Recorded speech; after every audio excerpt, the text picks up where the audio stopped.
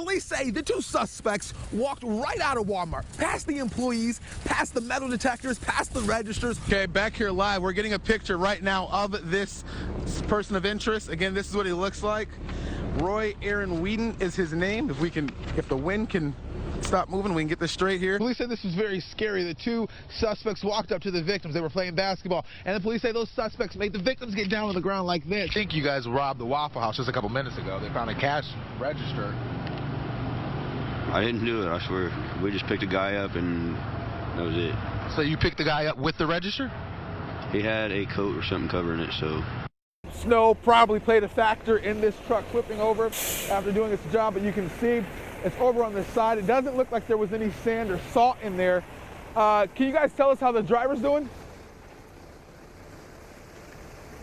The driver okay? The driver who was in this truck, we're told just now, is okay. And again, is everyone ready for a great school year? Straight A students, straight A's and B's? Exactly.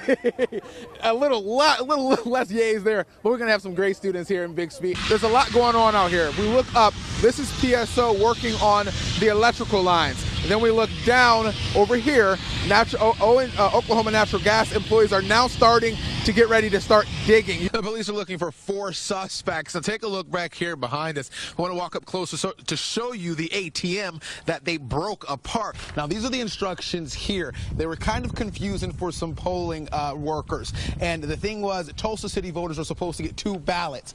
The Democrats are supposed to get a pink ballot. Libertarians are supposed to get an ivory ballot. And then Republicans are supposed to get a yellow ballot. And then they are also all supposed to get a white ballot. Look at that smile there.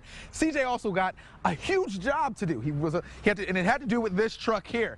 Find out on Fox 23 News tonight what that job was. You don't want to miss it. It's a great story. First look up. There's no roof inside this. I'm standing inside the master bedroom here. You can see that just the damaged wood, plywood everywhere. This is actually from the ceiling, which fell down here. All of their stuff ruined. We're going to walk through this apartment and show you the rest of it. Troopers say that Bouvier was sitting in the passenger side, handcuffed in the trooper's cruiser. The trooper went to his truck, and then they say that's when Bouvier decided to, even though he was in handcuffs, climb over the front, over to the driver's side of the car. Fox 23's J.J. Burton was the only reporter on the scene near 21st and Sheridan, not showing you some of those undercover officers, obviously. He has that exclusive video and new details, reporting live for us with what led to that raid, J.J.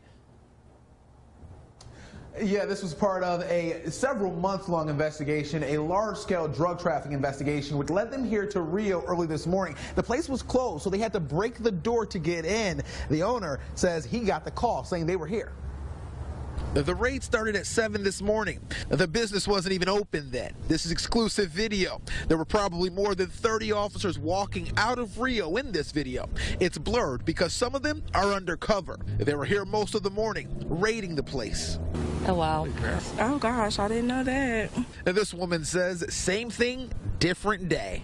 We get accustomed to it now because it's just happening. Investigators say Wednesday's raid is part of an investigation, one that has been going on for several months. Rio wasn't the only place raided Wednesday, but that's all they would say about this investigation. They wouldn't tell me if they found any drugs or anything related to drug activity, and I didn't see them walk out of here with anything, but according to the owner's lawyer, they did. A couple of cell phones removed from the premises, and they were in there for several hours. I found out the owner owns several businesses here in town, and he tells me this is the second business to be raided. I'm looking into that for Fox 23 News at 6. Reporting live in Midtown, covering news that matters, J.J. Burton, Fox 23 News. They gave up their day to walk door to door. So we're going to go to Richmond, 36th Street. The heat to make this day easier for the folks who've had a long week. It was nice of them to come pick up all the debris out of the backyards and stuff. Carl Neat was home, and he was up and watched the EF2 tornado move through his neighborhood Sunday morning. And let me tell you, it was a miracle that we only got what we did. Carl, like many of his neighbors, spent the last 4 days trying to get things back to normal. He says it was a huge relief when he opened his door and saw these men and women in their bright orange shirts with huge smiles on their faces. Got hit by a tornado, so I want them in your group. Nick Eglinton is the assistant manager at the 41st and Sheridan Home Depot. He told me the company does this every time there's a natural disaster. I pride myself. It's one of our values, doing for others and really taking care of your community. Eglinton was part of the relief team in Moore and Joplin. It's really a touch of reality when you go into those neighborhoods that have been devastated. The damage from Sunday's tornado destroyed several businesses on 41st Street, damaged multiple homes in Midtown, and sent more than 20 people to the hospital with serious injuries. You just can't stop Mother Nature. You take a look at this damage and you can just tell it's going to take a long time to get Midtown back to normal, but people in the community say it's going to happen thanks to volunteers like the people from Home Depot today.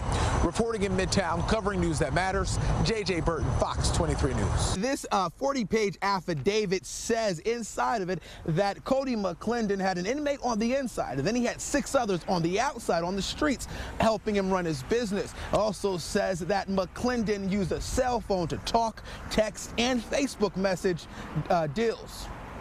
A major drug bust right here inside the Oklahoma State Pen.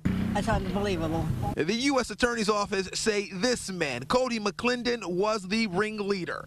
Investigators say McClendon, a known gang member, and 7 others distributed more than 500 grams of a meth-like substance throughout the state, including right in Tulsa. This was happening between June 2015 right up until Monday, the day the DEA, the OBN, and the Tahlequah Police Department busted them. That something like that could happen in a supposedly secure, prison. Investigators say he used a cell phone.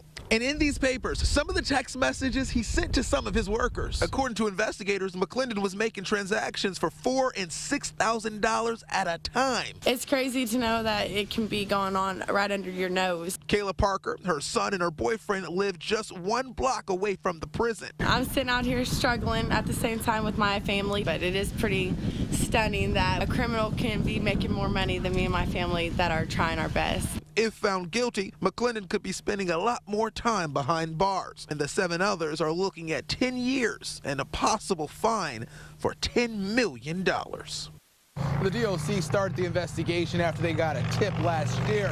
Now, they say this sheds a light on a bigger issue here, and that's contraband inside the prison. They say last year they confiscated 7,000 phones. Reporting live tonight, covering news that matters, JJ Burton, Fox 23 News. The crowd, the band, and the big trucks and everything else, all for this big, bold, and brave 4-year-old. Thank you for coming. Walmart, Broken Arrow City officials, BA Police, Fire, and Highway Patrol all came together to give CJ Odin a special send-off. Overwhelmed. I mean, it's absolutely amazing what they've done. CJ has to have heart surgery next month.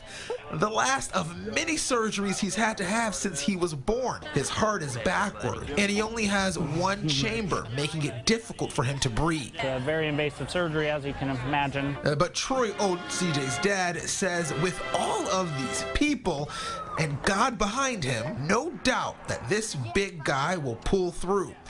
This wasn't just a big pep rally. CJ also got some pretty awesome gifts. And this cool shirt for his new job. Awesome! Look at that! CJ's going to be helping drive this semi. I am very excited. I think he is too. We were the only station in the truck with CJ as he helped drive over to the Walmart near Elm Place and the Creek Turnpike. And once we got here, CJ got more gifts. And the mayor honored CJ as the driver of the day. And most importantly, everyone prayed over CJ that he's able to make it to Houston on September 15th for his surgery.